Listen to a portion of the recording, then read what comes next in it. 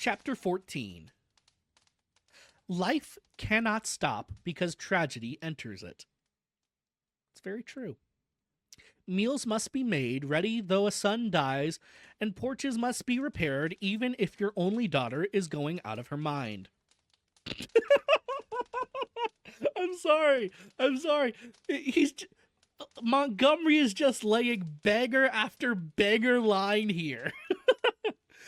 Porches must be repaired even if your only daughter is going out of her mind.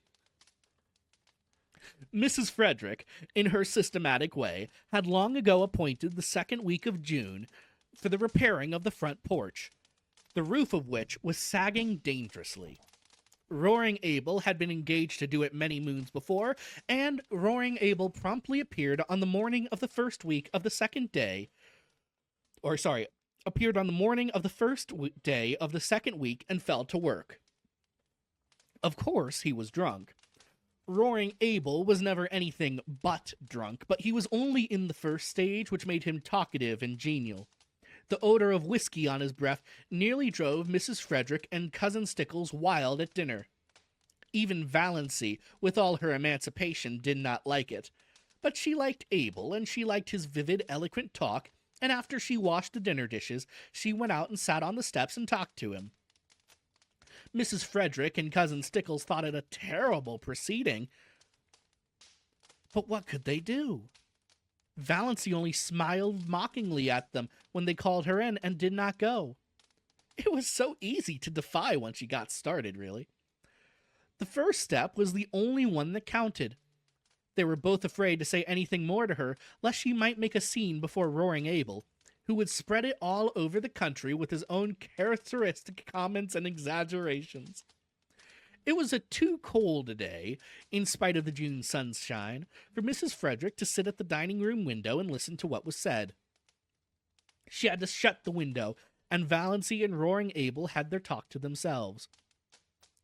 But if Mrs. Frederick had known what the outcome of that talk was to be, she would have prevented it if the porch was never repaired. Ooh.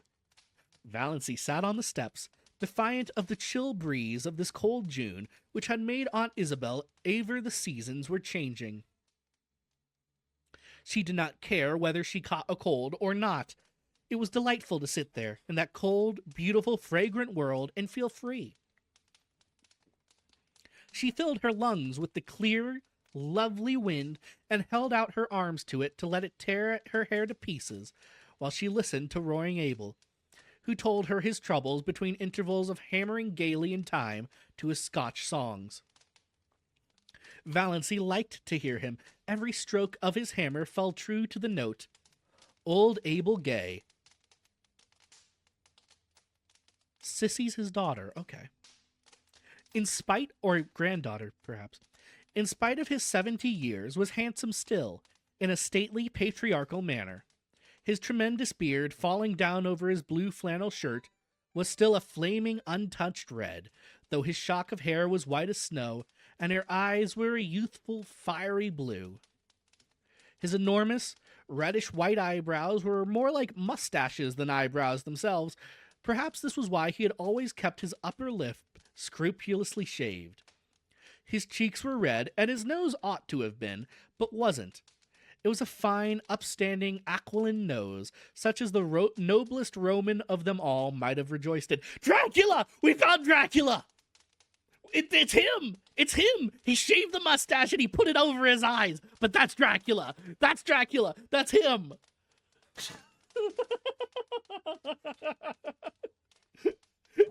That's Dracula! Roaring Abel is Dracula, except he's living in Canada and doing odd jobs and getting drunk.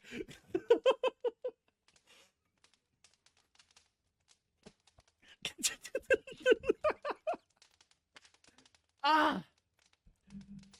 Gosh, that's funny. Oh. Abel was 6'2" in his stockings, broad-shouldered, lean-hipped. In his youth he had been a famous lover, finding all women too charming to bind himself to one. His years had been a wild, colorful panorama of follies and adventures, gallantries, fortunes, and misfortunes. He had been 45 before he was married, a pretty slip of a girl whom his goings-on killed in a few years. Good God. Abel was piously drunk at her funeral and insisted on repeating the 55th chapter of Isaiah. Abel knew most of the Bible and all the Psalms by heart, while the minister, whom he disliked, prayed or tried to pray. Thereafter, his house was run by an untidy old cousin who cooked his meals and kept things going after a fashion. I will mention real quick, the Dracula bit aside, he does sound a lot like my moonshine uncle. I have an uncle who does moonshine, or at least used to. He's a bit old for it now, but he used to be the biggest moonshine runner in the county. This guy sounds almost exactly like him. You like people like this in the same way that you like the Walt Disney Company. It can be very fun, but you also know that they have done some awful things in their lives. Does that make sense? Is that an analogy that makes sense? I don't know. In this unpromising environment, little Cecilia Gay had grown up. Valancy had known Sissy Gay fairly well in the democracy of the public school, though Sissy had been 3 years younger than she. Yeah, like Nestle products. Their chocolate milk is amazing, but their child labor leaves some to be desired.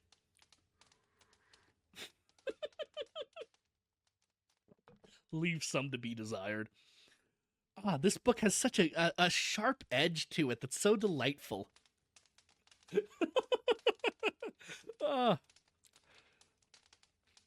Feel free to clip anything you like, by the way.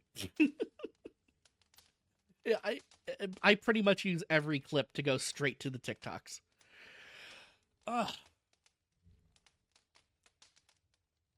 But their chocolate milk, though. Give me that chocolate milk.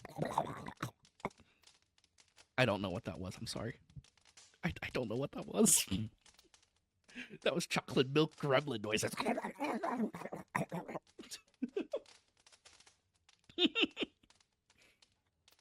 This book has put me in such a delightful mood. Anyway, though Sissy had been 3 years younger than she, after they left school, their paths diverged and she had seen nothing of her. Old Abel was a Presbyterian. Well, that is, he got a Presbyterian preacher to marry him, baptize his child, and bury his wife, and he knew more about Presbyterian theology than most ministers, which made him a terror to them in arguments. But Roaring Abel never went to church. Every Presbyterian minister who had been in Deerwood had tried his hand once at reforming Roaring Abel. But he had not been pestered of late. Reverend Mr. Bentley had been in Deerwood for 8 years, but he had not sought out Roaring Abel since the first 3 months of his pastorate. He had called on Roaring Abel then, and found him in the theological stage of drunkenness, which always followed the sentimental maudlin one, and preceded the roaring blasphemous one. The eloquently prayerful one, in which he realized himself temporarily and intensely as a sinner in the hands of an angry God, was the final step. Abel never went beyond it. He generally fell asleep on his knees and awakened sober, but he had never been dead drunk in his life. He told Mr. Bentley that he was a sound Presbyterian and sure of his election. He had no sins that he knew of to repent of. "Have you never done anything in your life that you're sorry for?" asked Mr. Bentley. Roaring Abel scratched his bushy white head and pretended to reflect. "Well, yes," he said finally. "There are some women I might have kissed and didn't. I've always been sorry for that." Mr. Bentley went out and went home. Yeah, this is my uncle. This is exactly my uncle.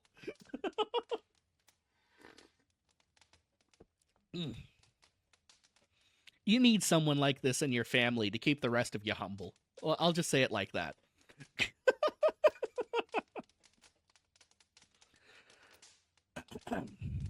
Now, Abel had seen that Sissy was properly baptized, jovially drunk at the same time himself.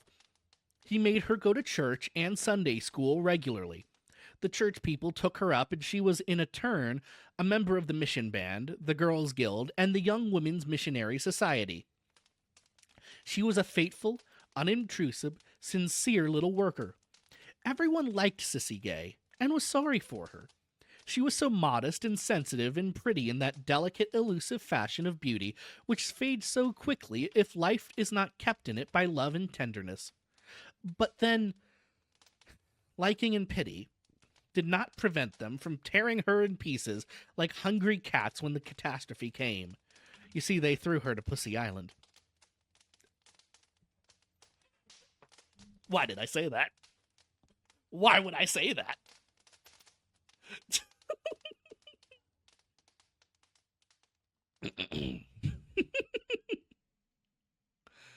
4 years ago previously, Sissy Gay had gone up to a Muskoka hotel as a summer waitress. And when she had come back in the fall, she was a changed creature. She hid herself away and went nowhere. The reason soon leaked out and scandal raged. That winter, Sissy's baby was born. Nobody ever knew who the father was. Cecily kept her poor, pale lips tightly locked on her sorry secret. Nobody dared ask Roaring Abel any questions about it. Rumor and surmise laid the guilt at Barney Snaith's door because diligent inquiry among the other maids of the hotel revealed the fact that nobody there had ever seen Sissy Gay with a fellow. She had kept to herself, they said, rather resentfully. Too good for our dances, and now look. The baby had lived for a year. After its death, Sissy faded away. 2 years ago, Dr. Marsh had given her only 6 months to live. Her lungs were hopelessly diseased. But she was still alive. Somehow. Nobody went to see her. Women would not go to Roaring Abel's house. Mr. Bentley had gone once when he knew Abel was away, but the dreadful old creature who was scrubbing the kitchen floor told him Sissy wouldn't see anyone. The old cousin had died, and Roaring Abel had had 2 or 3 disreputable housekeepers, the only kind who could be prevailed on to go to a house where a girl was dying of consumption. But the last one had left, and Roaring Abel had now no one to wait on Sissy and do for him. This was the burden of his plaint to Valancy, and he condemned the hypocrites of Deerwood and its surrounding communities with some rich, meaty oaths that happened to reach Cousin Stickle's ears as she passed through the hall and nearly finished the poor lady. Was Valancy listening to that? They changed clipping? Let's go. Valancy hardly noticed the profanity. Her attention was focused on the horrible thought of poor, unhappy, disgraced little Sissy Gay, ill and helpless in that forlorn old house out on the Mississauga Road, without a soul to help her or comfort her. And this, in a nominally Christian community, in the year of grace 19 and some odd.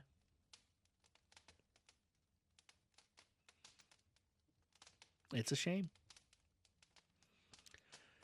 Do you mean to say that Sissy is all alone there now? With nobody to do anything for her? Nobody?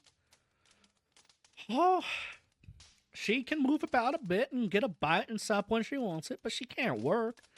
This is the first time I've seen this. The author has bleeped his own writing. It's D D hard. Obviously supposed to be damned. But she can't work. It's damned hard for a man to work all day and go home at night tired and hungry and cook his own meals. Sometimes I'm sorry I kicked out old Rachel Edwards. Abel described Rachel picturesquely. Her face looked as if it had wore out 100 bodies, and she moped, Talk about temper. Temper's nothing to moping. She was too slow to catch worms, and dirty, goddamned dirty. Again, bleeped out in the original. I ain't unreasonable. I know a man has to eat his peck before he dies, but she went over the limit. What do you suppose I saw that lady do?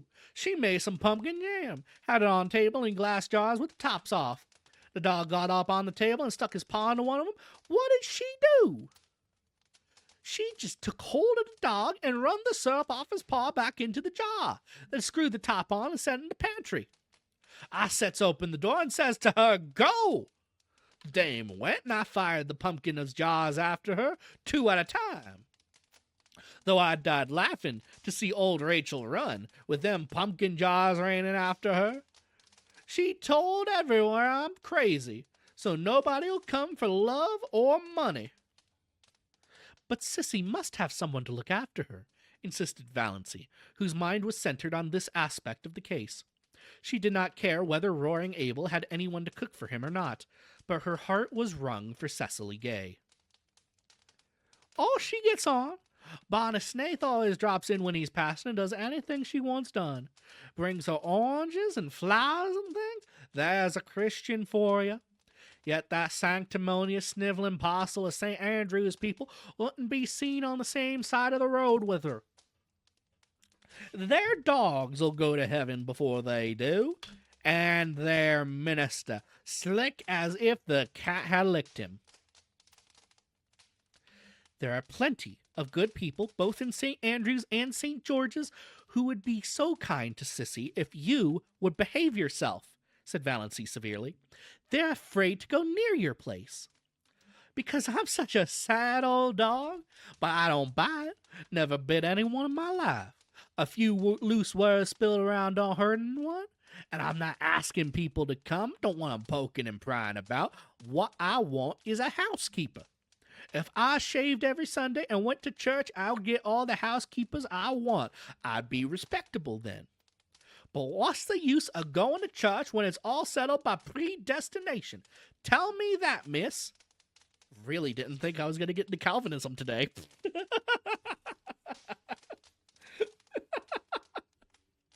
Okay, let's do Calvinism.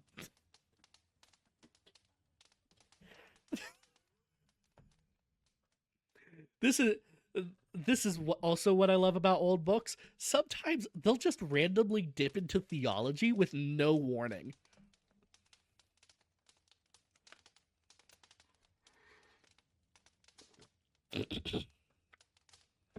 Is it? Said Valancy. Well, yes, can't get around it no how. Wish I could. I don't want either hell or heaven for a steady. Wish a man could have mixed them in equal proportions.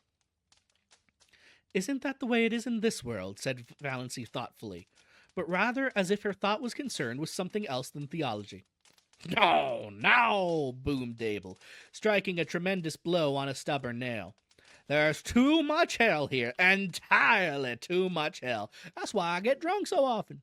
It sets you free for a little while, free from yourself. Yes, by God, free from predestination. Ever tried? No, I've another way of getting free, said Valancy absently. But about Sissy now. We must have someone to look after her. What are you hopping on Sis for? Seems to me you ain't bothered much about her up to now. You never even come to see her. She used to like you so well. I should have, said Valancy. But never mind, you couldn't understand. The point is, you must have a housekeeper. Where am I to get one? I can pay decent wages if I could get a decent woman. Do you think I like old hags? Well, I do, said Valancy.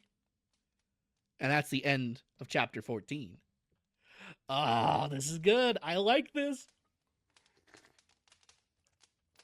I like this so much. We're setting up so many things here.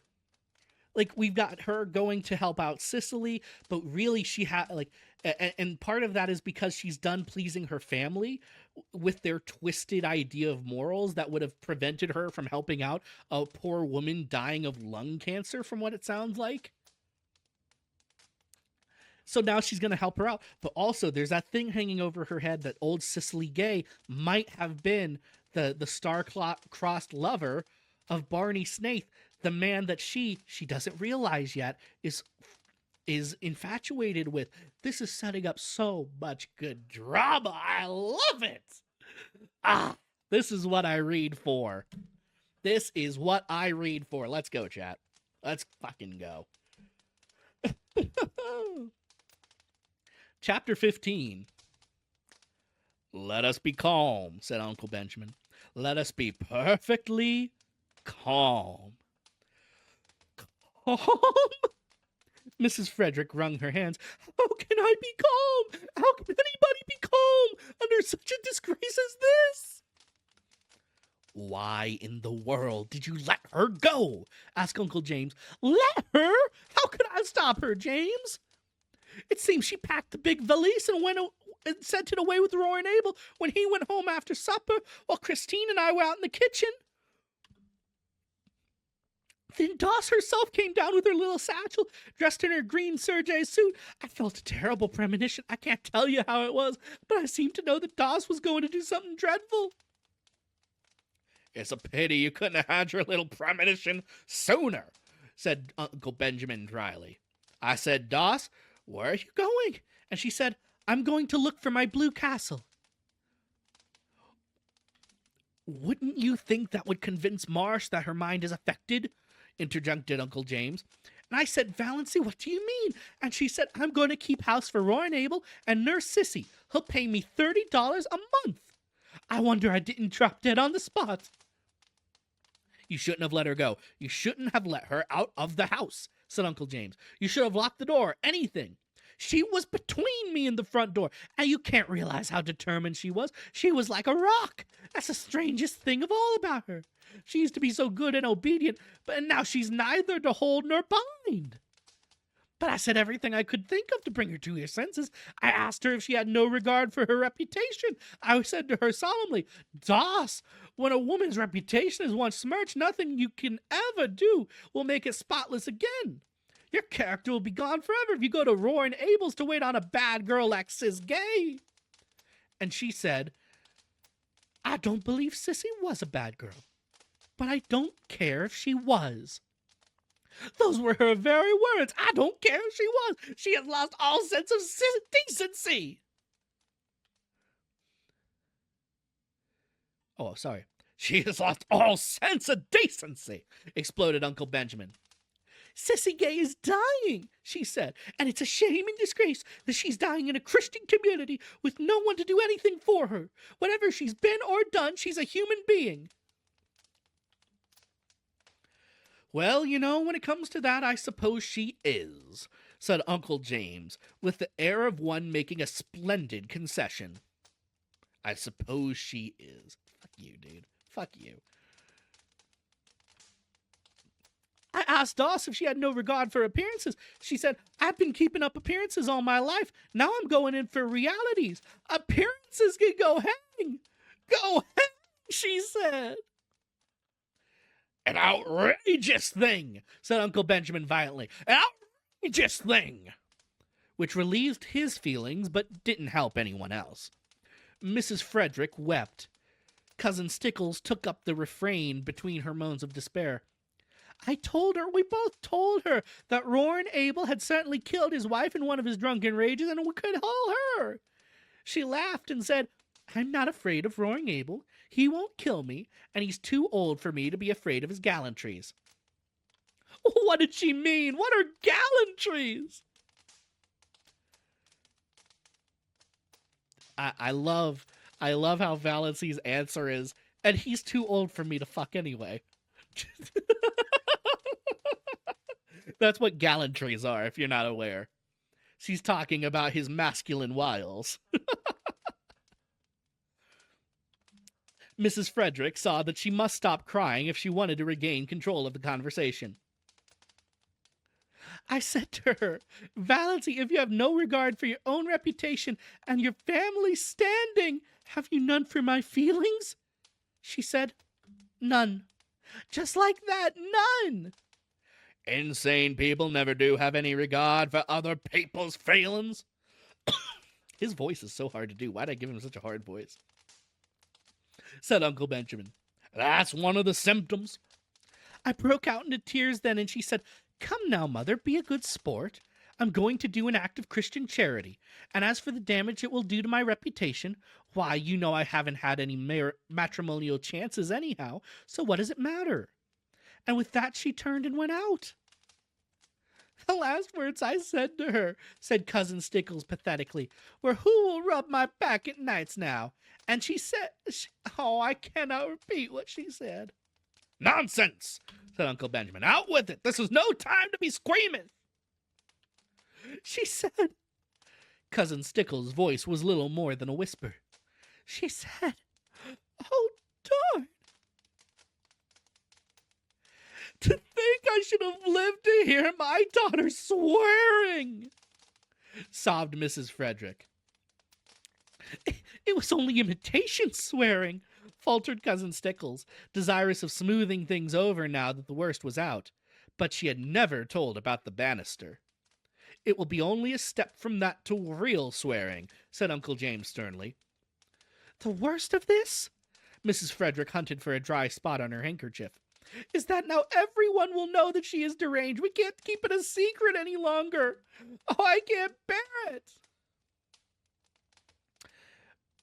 Oh, a little scam guy. Mashi, you're getting promoted. Congratulations.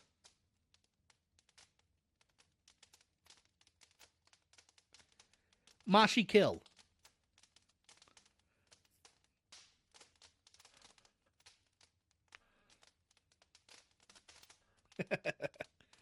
That was fun.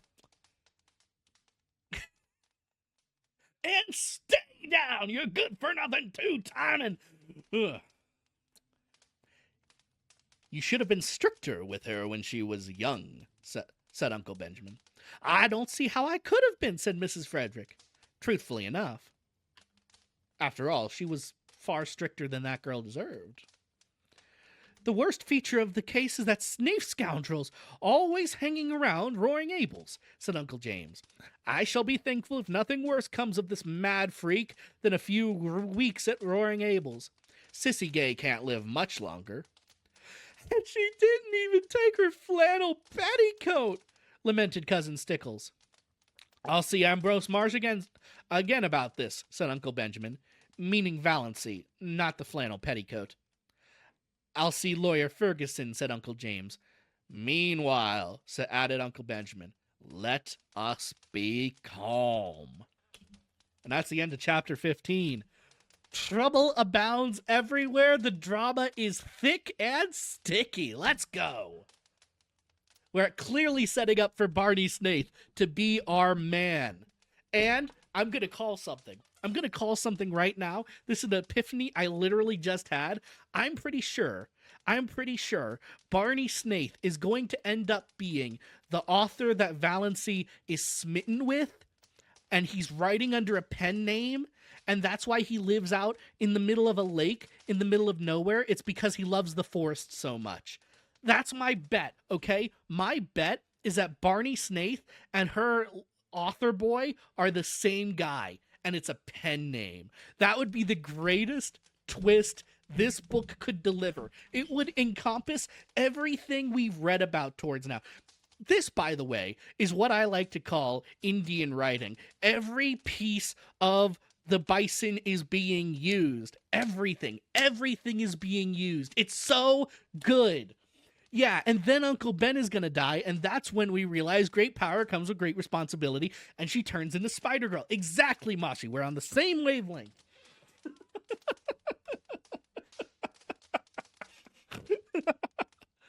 Okay, I was serious about that first part, though.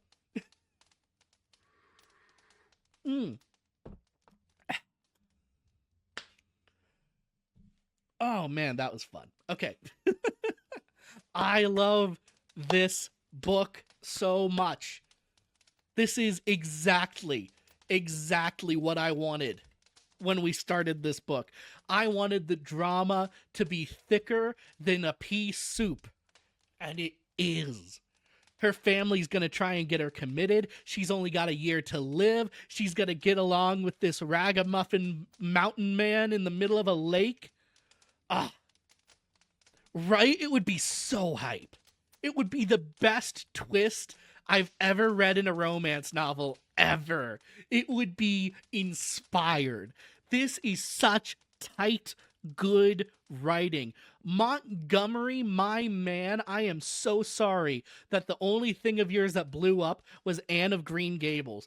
This is so fucking goated.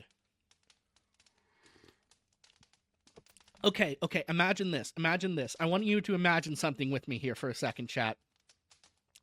Imagine if this book was converted into a Broadway musical. This would be the next Hamilton, okay?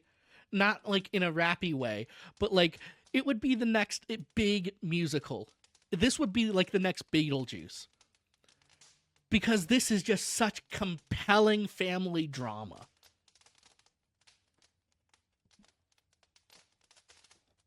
It would be so good. Kind of want to write the Blue Castle the musical now.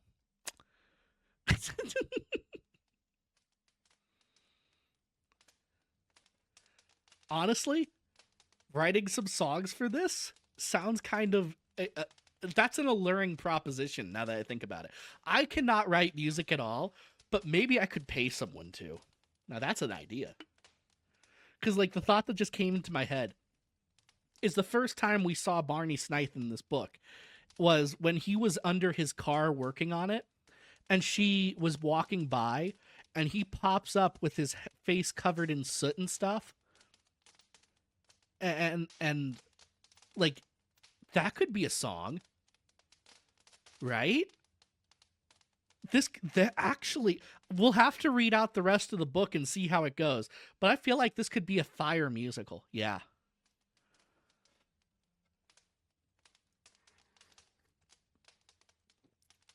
All right.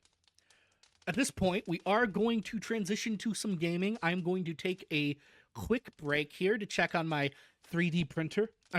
Okay. I'll show you when I get back. But I've been working on a print for an articulate. How do I explain this? So like, if you've ever seen anyone work with electronics, sometimes you'll see they have a soldering bench.